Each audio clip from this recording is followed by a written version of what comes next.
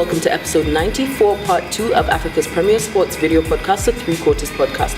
As usual, remember to jump onto the hashtag Road to Japan to support the Kenya Simbas as they are still looking to qualify for the Rugby World Cup in 2019 in Japan. I'm Dini Middlefield. And I'm Ngara Kamwe. So we start off with Bad Man of the Week. Yep. From the KCB versus Homeboys game, which was our feature game. So while, a few players did stand out for me, we had your Stafford Rebecca, your Felix Ojo, your Shaban Ahmed, Andrew Omonde, Polika Podiambo from the Homeboys side, Johnston Olindi, Colin Shikoli on the wing there. They were doing things, just not finishing, but they were doing things, so we saw them. But I would have to agree actually with the man of the match on the day, which is Andrew Omonde. And my reason is, I feel like sometimes the way you start a match, the fear you instill in your opponent really has, a role to play in how the match goes. Because at some point, KCB weren't looking very convincing. But I mean, I'm sure those people who are knocked by Andrew are just like, grease here, missed tackle there. So yes, that is why I would agree with the guys in the day. Although towards the end of the game, you found that Homeboys did contain him, and he wasn't getting easy breaks like he was in the first few minutes of the game. But yes, he did have a good game, and I can see why you chose him and why they chose him. But for me, my guy was Stafford Rebecca on the wing at number 14. He was very clinical. His running lines were very good. Of course, he was bumping off a few guys. And for somebody that big to be able to run the way he does, it's a talent. It's not easy. So I think for me on the day, my bad man of the week is Stafford Rebecca. Well done to the two of them. So we move on to our beloved KRU. Yes, I will keep calling it that. So yes, turmoil at the union after there was a leaked letter. One that was written by James Absalom, Juma, and Paula Dera. So basically, they say that, look, we sat on this committee and we gave our opinions, and this is in regards to the head coach for position for the Kenya Sevens team. And we gave you advice as you asked for us, and you still went against everything we said basically, and all the data we gave you, the numbers, our justification, our comments, and still picked someone who they feel is not fit for the job. And they gave their reasons, and they're like, look, if it gets to a point where their reputation is on the line, they're going to come out and speak for themselves, because you work hard to get to where you are, and then for a union or someone else to decide to disregard what you say and say you were part of the process, you're like, hold on, no. So there's a lot of hullabaloo here and there. Guys are like, no, they just didn't get their guys, and I'm like, fine, I can understand where people are coming from, but for me, it's very obvious. If you ask me to come and sit and recommend, and I recommend, and you go against what I say, and you pick someone who I feel, that credibility is questioned, then I don't want to be associated with that.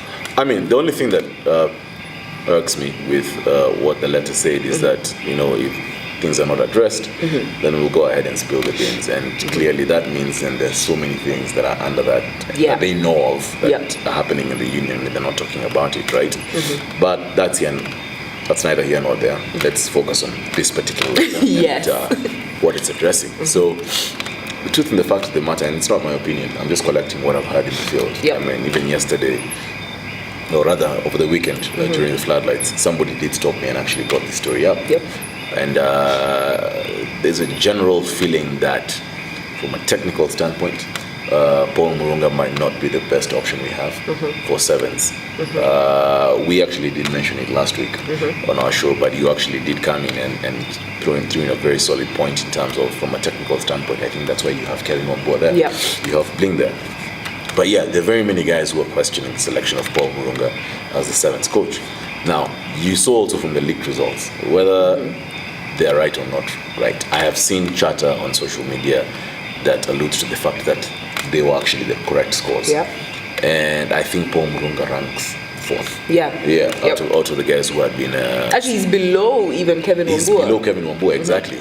So the question I want to ask is, of this panel that was told to interview, you can recommend. But at the end of the day, it's the union who has the final say. Who has the final say. So that's what I want to understand. What were the terms of engagement? Was it that the person who you guys recommended was the final person? That's what we are not getting. Yeah. Right? Was it the final person? So some people don't feel too good about the way it was handled because of leaked documents. There are two camps on this one. Some people are attacking Gong Road because, of course, Polo there on these Queens, AB, James Absalom Juma is Queens.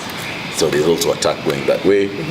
But they do raise some valid questions. They do. And the Rio scandal, forget about what happened in the athletics. Yes, for those of us who know, we know. We know, even in rugby there was a problem. And Paul Murunga had been linked very closely to Benjamin Aimba and what happened in that time. So they do raise valid questions. Yes. And I think the union need to address what's being raised. And if indeed he was not the best candidate, then why did you end up choosing him? But we don't know. Clearly, Paul Odera and AB know something more than we do. And I just hope. And you see, I'm not saying categorically that, but based on what we are seeing, you see, like it's an attack towards acting CEO Sylvia Kamau and Thomas Odundo, who's the director of Rugby. But from when you talk to guys, you hear that there's some fraction in the board and people are being fought, and this is one of the fights that's going on. But look, we can only speculate. All we can ask is for you guys to sort out your crap because it's annoying and it keeps dragging the game back. Definitely. So we move on to Safari 7. Yay, beloved tournament comes back to Gong Road. For those of you who didn't know, I hope it will work well because of the space. I hope it'll work well. But one thing I'm seeing that is meant to sort of regulate the number of people who come, I don't know how well it will work, is the ticket pricing. I know that was one of the things that was mentioned years ago when people were saying, bring it back to Gong Road, but how are we going to regulate, it's ticket pricing. So it's going to be on the 9th to 11th of November. There are 12 teams. Among them, we've got Samurai Rugby, Spain, Portugal, Golden Lions, Red Warriors. It's actually Whalers. Red Whalers, and Shuja and Morans. So there's online tickets, you can get your advanced tickets ranging from, guys, go and check on the KRU site. Yes, but what do you think of this tournament that's coming up? I don't know. Actually over this weekend I was talking with someone and you were asking how many times have you heard people talking about Safari 7s? Or have you seen advertisements go out about Safari 7s? They're not marketing it as much as it should be, and it's only, 2-3 weeks away? Maybe that's intentional. maybe that's intentional, but I'm just thinking, there's not too much buzz that has been created around this 7s tournament, and you'd think they would do that on the back of the fact that it's coming back to Gong Road. And very many people did complain when it moved from Gong Road. Sylvia Kamau, acting CEO, had talked about structural changes being made to the grounds to accommodate more people. Closer to the day, maybe? I haven't seen anything. Of course. I haven't seen anything that has been done. So it's going to be a logistical nightmare for the union, and they need to be very careful about how they handle this, because I can assure you, if they butcher this tournament, then their goodwill, if there is any goodwill, it's done. It's done. Because people are getting tired. So anyway, 9th to 11th, book your tickets. You can get them now advanced. So we move on to international rugby very quickly before we wrap it up. European Champions Cup. Which used to be called the Heineken Cup, of course, happening this first weekend. Newcastle beat Montpellier 23-20. Wasps and Bath during a very epic counter, 35-35. Munster beat Gloucester, 36-22, Edinburgh beat Toulon, which was a shocker for me, 40-14. Then Castras beat Exeter 29-25. Saracens beat Lyon 29-10. Racing 92 beat Ulster 12-0. And Leicester beat Scarlets 45-27. All right, so that's all we have time for today. Safari 7s, Tunanda Mahatwendi.